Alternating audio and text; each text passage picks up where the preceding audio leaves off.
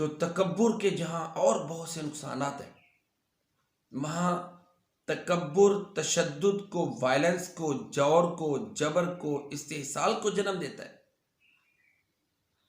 اور تکبر کیا ہے؟ جس طرح کہ پہلے ایکسپلین ہو چکا، واضح ہو چکا، بطر الحق وغمط الناس، حق کو جھٹلانا اور لوگوں کو حقیر سمجھنا۔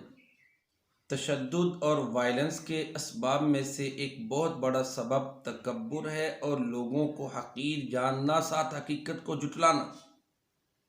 حق کو جب انسان قبول کرنے کے لیے تیار نہیں ہوتا اور لوگوں کو حقیر سمجھتا ہے، ان کی آراء کو حقیر سمجھتا ہے، تو بعض دفعہ یہ عمل انسان کو تشدد کی طرف لے جاتا ہے۔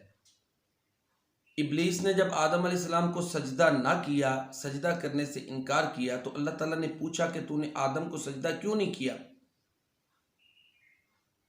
تو اس نے یہ ریزن بیان کیا کہ انا خیر من، میں سے بہتر ہوں، خلقتنی من نار و خلقتہ من طین، تو نے مجھے آگ سے پیدا کیا، اس کو مٹی سے پیدا کیا، اس لیے میں بہتر ہوں۔ پہلے پارے میں اللہ فرماتے ہیں ابا واستکبر وکان من الکافرین، اس نے انکار کیا اور تکبر کیا اور کافروں میں سے ہو گیا۔ اور پھر اس کا یہ تکبر اس کو تشدد کی طرف لے آیا۔ اس نے مہلت مانگی، مہلت مانگنے کے بعد کہا کہ اب میں ہمیشہ کے لیے آدم کا اور اس کی اولاد کا دشمن ہوں،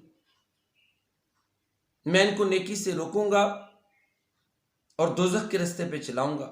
ثم لآتینہم من بین ایدیہم ومن خلفہم وعن ایمانہم وعن شمائلہم ولا تجد اکثرہم شاکرین۔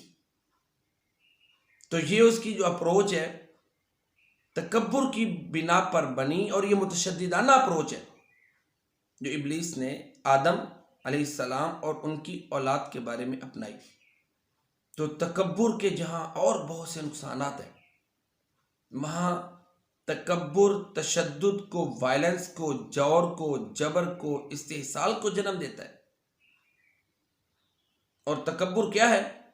جس طرح کہ پہلے ایکسپلین ہو چکا، واضح ہو چکا، بطر الحق وغمط الناس، حق کو جھٹلانا اور لوگوں کو حقیر سمجھنا۔